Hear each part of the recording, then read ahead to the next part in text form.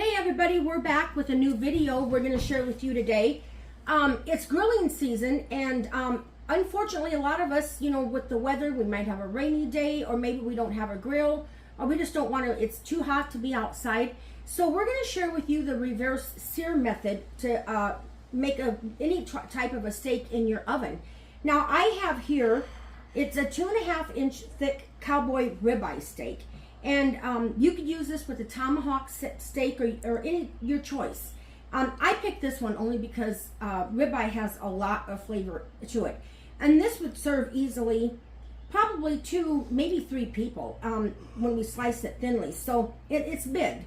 Now I bought this yesterday and I took it out of the package and I seasoned it. And I just used salt and pepper and garlic powder. And I seasoned it all over the sides of it. And like I said, this is 2.5 inches thick. And I seasoned both sides, and then I left it uncovered in my refrigerator overnight just to kind of dry it out to get all that excess water out of it. And so it's been setting out now at room temperature for an hour. And I'm going to show you what we're going to do to prepare it and put it in the oven. The oven has been preheated to 225. And I'm going to put a meat probe in there just so I can be very accurate on it. I want it to reach 115 internal temperature, and then we'll be moving it into a very hot cast iron skillet to get a nice sear on it and to finish it off. So this is for a medium rare. And then if you want yours, a little more done, feel free to leave it in the oven a little bit longer or sear it in your hot skillet a little bit longer. This is one of the many ways of fixing a steak and to get a good medium rare, or well, any temperature that you like, but without overdoing it. This pretty much guarantees that you can get it right where you want it by using this method. And I'm going to flip it over, and I'm going to put a little more. I'm using avocado oil for this today, and I'm going to also use it when we sear it in the skillet. And with some garlic, and I think it's going to turn out, I think it's going to be really good. I think you're going to all really enjoy this. We've been really busy lately doing cupcakes that we sell at our local mall. And that's been keeping us pretty busy. And then with summer, we've just been kind of getting away from the videos. But now we're getting ready to get back into them. So I'm going to set this down.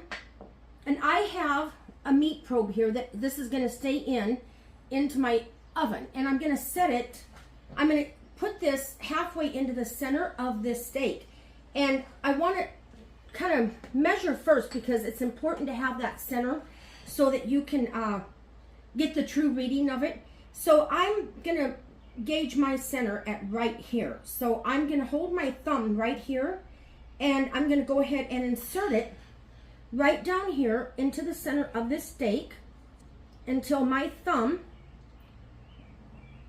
reaches into the very center of the steak.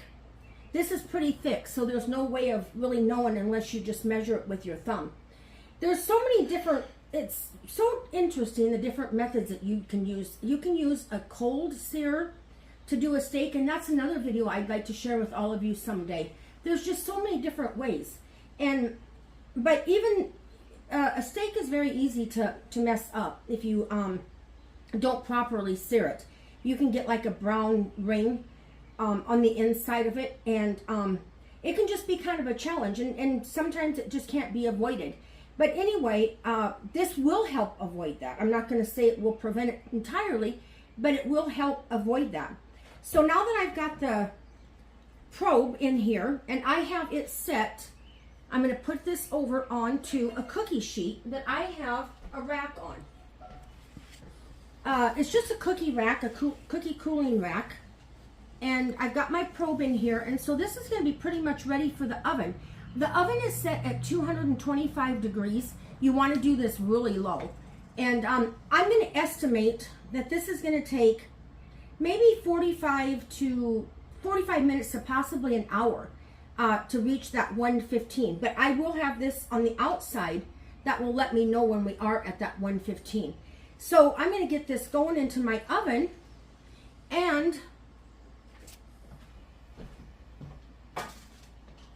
we'll come back and show you what it looks like when we're ready to take it out of the oven.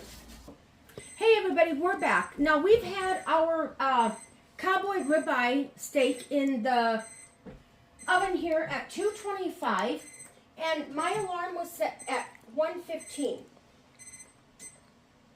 So I'm going to take this out of the oven now and show you what this is going to look like.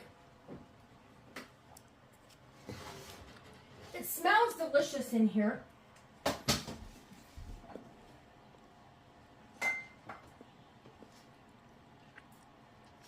Now we're aiming for the medium rare.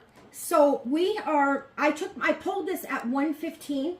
Now if you wanted a medium well or well done, you could set that and maybe leave it in there to 125, which would give you a medium rare, and then you could pull this out and finish it in your skillet. So I'm going to let this set and cool, or not cool, I'm sorry. I'm going to let this rest for about, maybe 4 or 5 minutes while I get my skillet ready. So I'm going to leave that set right there. And then I got to move some stuff out of my way here.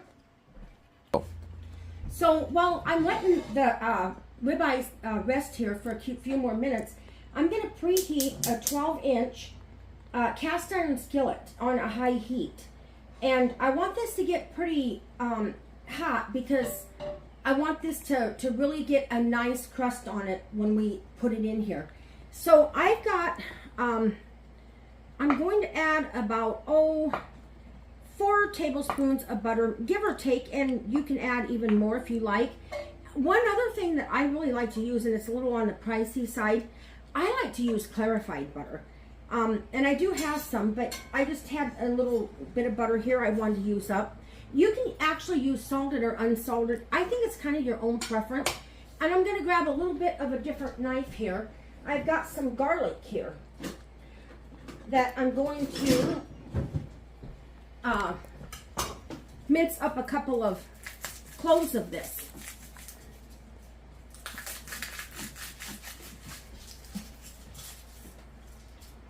And I'm a garlic lover, so if you don't like if you're not fond of the garlic, you're more than welcome to leave this part out. Some people add, I believe, thyme and stuff. I just kind of like the garlic myself. Now, in the meantime, also, I'm going to add a little bit of avocado oil. I love avocado oil. It's got a higher smoking point than olive oil does. So I'm going to mix a little bit of this in too with my butter. I like to have enough in here where I get, I can take a spoon and dribble it over the meat while it's cooking.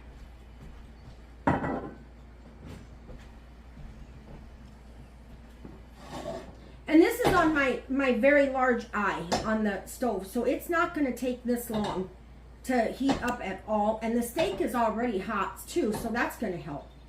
And usually, if you just kind of can feel and put your hand over there, you're going to start hearing, you kind of hear that sizzle going.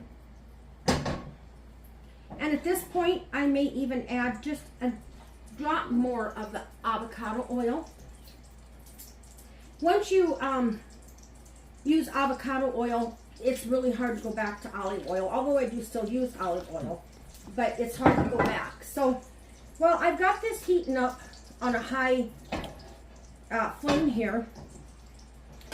I'm going to just dice up, or just actually smash about 3 cloves of garlic and have it ready to go into the skillet as well. You could go and just use 2 or none. It's kind of up to you, or whatever other seasonings that you like, but I'm a big garlic lover. Now I'm going for 125, which is medium rare. And I had a chart someplace that would tell you, which it'll tell you if you have your meat thermometer out. It'll tell you what to look for, like if you want to go to like medium well or well done. But I want to pull this out actually at 125 because I want to let it rest, and then hopefully by the time it rests, it's going to actually be at 130. So I think that's going to be perfect. So I'm going to get my tongs here, And I'm going to get ready to put this bad boy in. And hopefully I can do this without dropping him. So hopefully we're going to hear a nice sizzle, I hope. Now I'm going to give this about 3 minutes. And actually I'm going to set my timer here because I want to be very precise with this.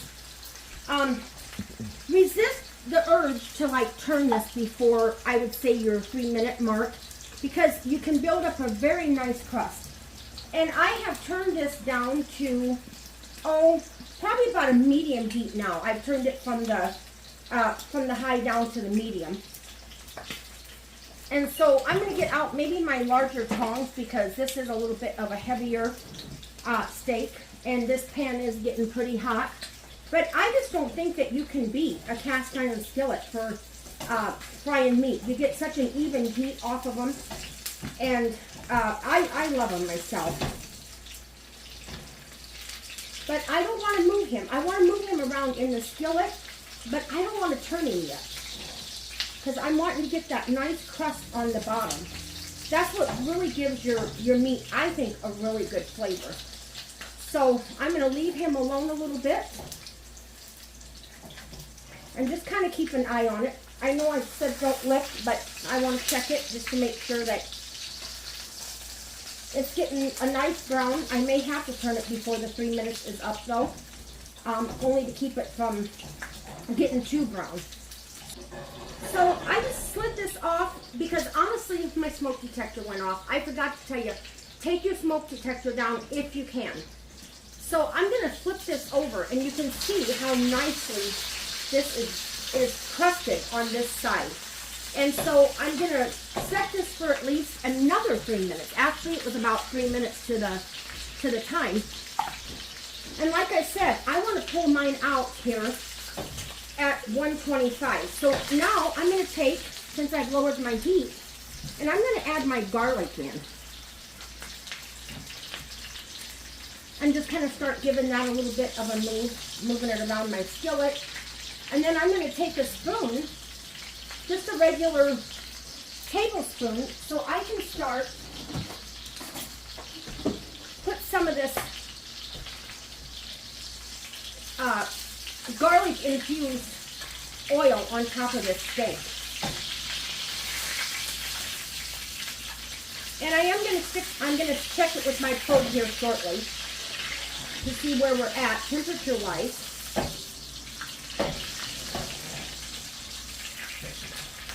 And this is such a large steak. I mean, you can feed a family easily, 2 or 3 people with this, and probably have some left over. This is excellent served also with sea scallops. I was going to do that today, but I ran just a little bit short of time, or I was going to go pick some up from the butcher today. So we'll have another video on that later. I'm going to move this around a little bit, so I can pick up that crust and that flavor without losing any of that nice flavor we have going on with this in the skillet. And I am going to just take with my instant read thermometer. I do want to check that a little bit and see where we're at. We're at 124. We're pushing 125. And we are at 125. So now I'm going to mix myself some room here so I can pull this out. This is kind of a messy job, and I can make a messy job even messier, trust me. So I'm going to get my stuff out of the way here, and I'm going to place this right on my wooden cutting board here.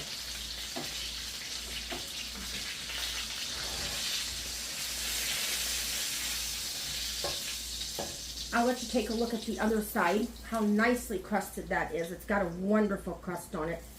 The garlic flavored the oil just perfectly. I'm going to get my hot skillet out of the way here so I don't get burned on it. And then I want to let this rest for about another, 5 or 10 minutes. So some people say 10, but if you get too anxious, I think you can cut it at 5. So if my calculations are right, we're going to have a really nice medium rare steak. And I'm going to check this again. and see where we're at.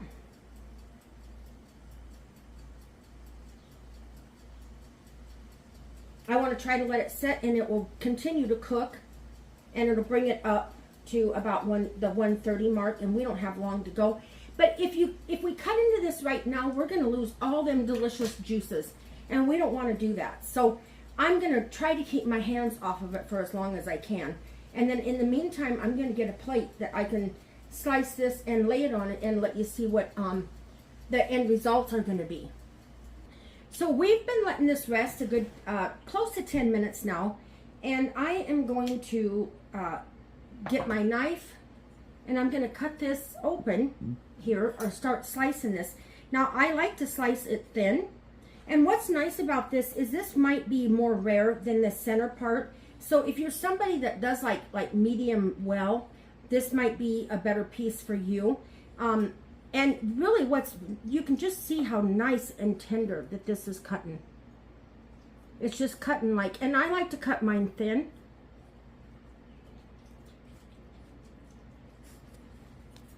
Just take a shot of that with the camera and let the people see how nice this is, Junior. It's I think it's a perfectly cut or cooked steak across here. And you could, like I said, it's your own preference, what you like. But look at the tenderness, how that cuts. And ribeye does have a lot of fat on it, but that helps flavor your meat so much. And it's just barely, it's not taking me any effort at all to cut this. It's just cutting just very nice. And I will get rid of this. We got a lot of marbling in here. And that's something that we can, as we go, you can see how nice that looks, the color of it. And you can see, if I can get my hands on this, the juice that's in this. How nice and juicy. And I mean, how could you get anything more tender than this? I mean, I have to take a bite of this. I got to try this, guys.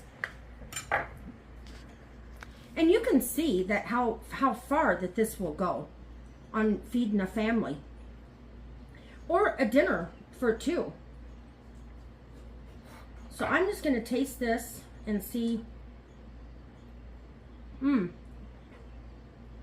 It's perfect.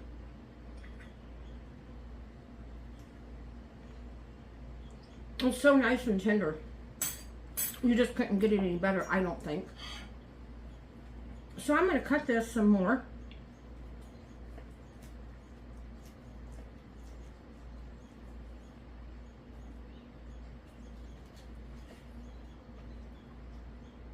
There's so many benefits to reverse searing your steak. What I like about it is you can cut a nice thick piece of meat. This was 2.5 inches.